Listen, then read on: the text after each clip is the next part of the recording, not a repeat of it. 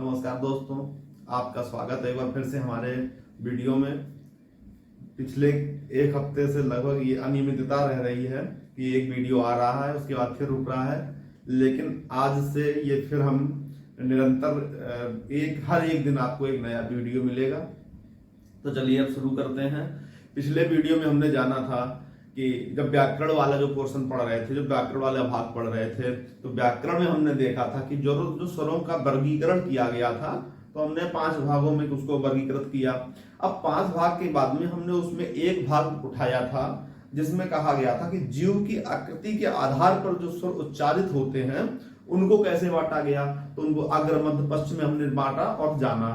अब हम पढ़ेंगे आज मुख आकृति के आधार पर। और जैसा कि मैंने आपको बताया था कि हमने 2 वीडियो में, पहले में जीव के आधार पर जो उच्चारित स्वर थे उनको पढ़ना था, और दूसरे भाग में हमको मुख आकृति के आधार पर जो उच्चारित स्वर थे उनको पढ़ना था। अब जो तीसरा वीडियो आएगा उसमें हम तीनों को एक साथ लेकर चलेंगे, जिसमें नासिका के आधार पर, ओष्ठाकृति के आधार पर और उच्चारण अवधि में लगने वाले समय के आधार पर जो स्वरों का वर्गीकरण किया उसको पढ़ेंगे। तो आज हम शुरू करते हैं मुख आकृति के आधार पर जो वर्गीकरण किया गया। मुख आकृति, मुख आकृति के आधार पर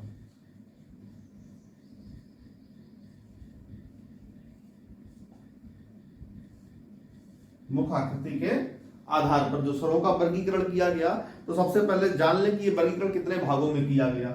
मुख आकृति के आधार पर जो वर्गीकरण किया गया, मैं एक सीरीज से लिख देता हूं, एक लाइन भी लिख देता हूं और उसके आगे हमें पढ़ने में आसानी होगी। तो सबसे पहला जो वर्गीकरण मिलता है उसको कहते हैं समृत, समृत स्वर भी कह सकते हैं। दूसरे नंबर मिलते हैं अर्धसमृत,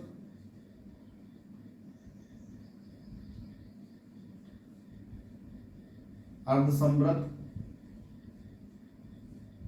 तीसरे नंबर पे जो हमको वर्गीकरण मिलता है विवृत स्वरों का मिलता है, और जो चौथा एवं अंतिम वर्गीकरण मिलता है वो अर्ध विवृत के नाम से जाना जाता है। जिस तरह से हमने देखा, जब जिह्वा के आधार पर वर्गीकरण की बात कर रहे थे तो हमने जीभ के आधार पर उच्चारित होने वाले स्वरों को 3 भागों में पढ़ा। ठीक उसी प्रकार से मुख आकृति के आधार पर उच्चारित होने वाले स्वरों को हम 4 भागों में पढ़ेंगे। अब महत्वपूर्ण ये है आपके लिए, मैं एक बात बताता चलूं कि हम इनकी परिभाषाएं याद करते रहते हैं। समृत की परिभाषा, अर्धसमृत की परिभाषा, विवृत की परिभाषा, अर्धविवृत की परिभाषा। कोई आवश्यकता नहीं है परिभाषाएं याद करने के लिए। अगर आवश्यक होती तो मैं आपको बताता, और अगर आपको किसी भी परीक्षा में, किसी भी प्रश्न पत्र में ये लिखा मिल जाए कि समृत की परिभाषा बताइए, तो वो मुझे आप दिखा देना, तो फिर मैं आप अपनी गलती भी मान लूंगा और आपको परिभाषाएं भी बता दूंगा दोबारा से। आपके लिए महत्वपूर्ण जो 1 दिवसीय परीक्षा की बात जहां पर मैं कर रहा हूं, वहां पर महत्वपूर्ण हो जाता है कि समृत के अंतर्गत कौन से स्वर आते हैं, और ठीक इसी प्रकार से अर्धसमृत, विवृत और अर्ध विवृत के अंतर्गत कौन कौन से स्वर आते हैं उनको जानना जरूरी है। जिस तरह से हमने जिह्वा के बारे में बहुत आसानी से सीख लिया था, इस प्रकार से हमने एक श्रृंखला बनाई थी कि एक बारात जाने वाली बस थी, उसमें पीछे कौन लोग बैठे थे, आगे कौन लोग बैठे थे, मध्य में कौन लोग बैठे थे, और एक कहानी से हमने उसको सीखा। वही प्रक्रिया हम इसमें भी प्रयोग करेंगे। और उसको पढ़ाने से पहले एक बात और मैं बता दूं, हो सकता है कि पढ़ाने के दौरान, आपको बताने के दौरान, इनको वर्गीकरण की चीजों को थोड़ा सुलभ बनाने के लिए मैं कुछ शब्दों का प्रयोग करूं जो भाषाई नैतिकता की दृष्टि से थोड़े ठीक नहीं होते हैं और इतने बुरे भी नहीं होते हैं कि हम उनको ना बोल पाए। तो उन पर ध्यान ना दीजिए, आप उससे अच्छी अच्छी बातें निकाल दीजिए जो आपके काम का है, और उन शब्दों पर गौर ना करिए, उनको सिर्फ अपना वर्गीकरण पढ़ने के लिए बनाए रखना। तो समृत में कौन से स्वर आएंगे, इनके लिए हम एक लाइन खींच लेते हैं। पहले या तो हम स्वर लिख लें और उसके बाद आपको आगे का बताते हैं। तो समृत के अंतर्गत आते हैं, पहले छोटा छोड़ दो, बड़ा छोड़ दो, छोटी और बड़ी, छोटा ऊ, बड़ा ऊ और ऋरी, ये समृत के अंतर्गत आ जाते हैं। जब अर्ध समृत की बात करते हैं तो ए और ओ, ये दो आते हैं आपके अर्धसमृद्ध स्वरों में। विव्रत में मात्र एक आता है जिसे कहते हैं बड़ा आ, और अर्ध विव्रत के अंतर्गत आने, अब इनके अलावा जो भी बचेगा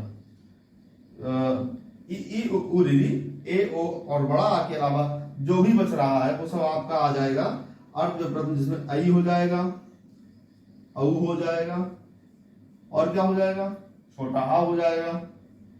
अब इनकी गिनती कर लो एक बार, 1 2 3 4 5 6 7 8 9 10 11 स्वरों की संख्या कितनी होती है, 11। यहाँ पर संख्या कितनी निकली, 11। मतलब हमने पूरा निकाल लिया कि समृद्ध में ये स्वर आ गए, अर्ध समृद्ध में ये स्वर आए, विव्रत में बड़ा आ आया, और अर्ध विव्रत में आई, औ और छोटा आ आया। इनको कैसे पढ़े? अगर आप किसी ग्रामीण परिवेश में रहने वाले होंगे या नहीं भी रहने वाले होंगे, अगर आपके दोस्त होंगे कोई भी जो अक्सर ग्रामीण आंचलिक भाषाओं का प्रयोग करते होंगे, तो एक बहुत शब्द प्रयोग करते हैं ससुरी। ससुरी शब्द का बहुत प्रयोग करते हैं और इसको गांव में गाली के रूप में जाना जाता है कि अगर आप किसी ससुरी कह दें, किसी महिला से आप ससुरी कह देते हैं तो वो गाली मान ली जाती है। लेकिन आज हम इसको गाली नहीं मानेंगे, हम ये मान के चलेंगे ये हमारे पढ़ाई का एक हिस्सा है। तो हम एक लाइन लिख लेते हैं, ससुरी रोले। कोई पुरुष है, हमारा समाज तो वैसे ही पुरुष प्रधान है, सब लोग कहते हैं, बड़ी बड़ी डिबेट होती है फेमिनिज्म पे, नारीवाद पर और पुरुषवाद पर, पुरुष पितृसत्तात्मकता पर। तो हम समझ ले चलिए एक पितृसत्तात्मक समाज है जहां पर मन जो पुरुष है वो प्रधान है और वो अपनी पत्नी को कह रहा है डांटते हुए, और क्या कह रहा है कि ससुरी रोले, कह रहा है ससुरी रोले बाजारों में, बाजारों में।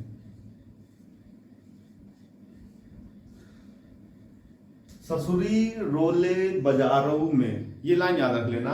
और इसमें आपके सारे समृद्ध, अर्ध समृद्ध, विव्रत और अर्ध विव्रत आ जाएंगे। शब्दों पर ध्यान नहीं देना, यहाँ कौन सा शब्द लिखा है इस पर कोई परेशान मत होना। अब शुरुआत करते हैं। सबसे पहले ससुरी में से सा निकाल लेते हैं। अच्छा, एक बात और ध्यान रखना, हम स्वरों की बात कर रहे हैं तो हम व्यंजन को तो ले ही नहीं सकते हैं। इनमें से सिर्फ हम व्यंजन तो ले नहीं सकते ना, जब भी वर्गीकरण में निकालेंगे तो उनके स्वरों को निकालेंगे, व्यंजन व्यंजन छोड़ते जाएंगे सारे। तो शुरू करते हैं। सबसे पहले ससुरी अगर हमने लिखा है तो सा का मतलब हो गया आपका समृद्ध, और समृद्ध के अंतर्गत जो शब्द आएंगे ऊ से निकालो तो छोटा ऊ बड़ा ऊ मिल गया, और ई से निकाला छोटी ई और बड़ी ई मिल गई। ऋषि याद रहे, ऋषि याद रख लेना थोड़ा सा। उसके बाद समृद्ध के बाद आपको पता है कि अर्ध समृद्ध ही आएगा, जाहिर सी बात है।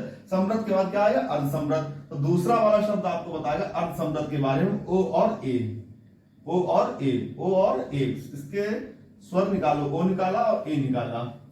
तो समृद्ध में हो गए ई ई उ री, अर्ध समृद्ध में हो गए ए और ओ। अब आएगा वा, बा से मतलब हुआ आपका विव्रत, विव्रत। और इसमें सारे स्वर निकालो, बड़ा आ निकाला। अब औ और जो बचा है औ, औ अर्ध विव्रत में आ जाएगा। औ में से ए निकाली और आई, ये आई निकाली ये अर्ध विव्रत में, और छोटा आ लिख दिया। समृद्ध, अर्ध समृद्ध, विव्रत, अर्ध विव्रत सारे आपके इससे तैयार हो जाएंगे। सिर्फ एक लाइन याद रख लेना, ससुरी रोले बाजारों में। ठीक है, कहना में थोड़ा सा अजीब लगेगा लेकिन याद बहुत आसानी हो जाएगा, कभी भूलेंगे नहीं कि सा से जैसे निकालते हैं। ससुरी में से सा का मतलब हो जाता है आपका समृद्ध, और समृद्ध के अंतर्गत आने वाले स्वर छोटा ऊ, बड़ा ऊ और रीढ़ी हो जाता है। तो रीढ़ी याद रख लेना। ऐसे भी याद रख सकते हो कि बड़ी ई से भी रीढ़ी की थोड़ी थोड़ी सी उच्चारण होता है। तो छोटा ऊ, बड़ा ऊ, छोटी ई, बड़ी ई, और रीढ़ी किसके अंतर्गत आ गए, समृद्ध में आ गए।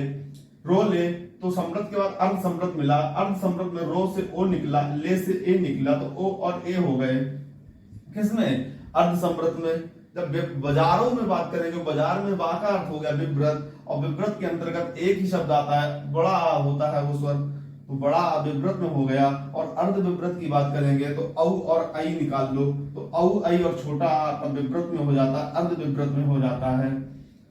ये प्रयास मत करो कि इसमें से सारे के सारे निकल जाएंगे, थोड़ा सा सामान्यीकरण आपको भी करना पड़ेगा। और आपके पास अगर इससे अच्छी तकनीक याद करने की हो तो आप उसको अप्लाई कर सकते हैं, लागू कर सकते हैं, उसको याद कर सकते हैं। तो अब हम अगले वीडियो में जानने की जो 3 बचे हुए हमारे वर्गीकरण है, उच्चारण अवधि के आधार पर, नासिका के आधार पर और ओष्ठ आकृति के आधार पर। उसको हम अपने अगले वीडियो में पढ़ेंगे। तब तक के लिए नमस्कार, धन्यवाद।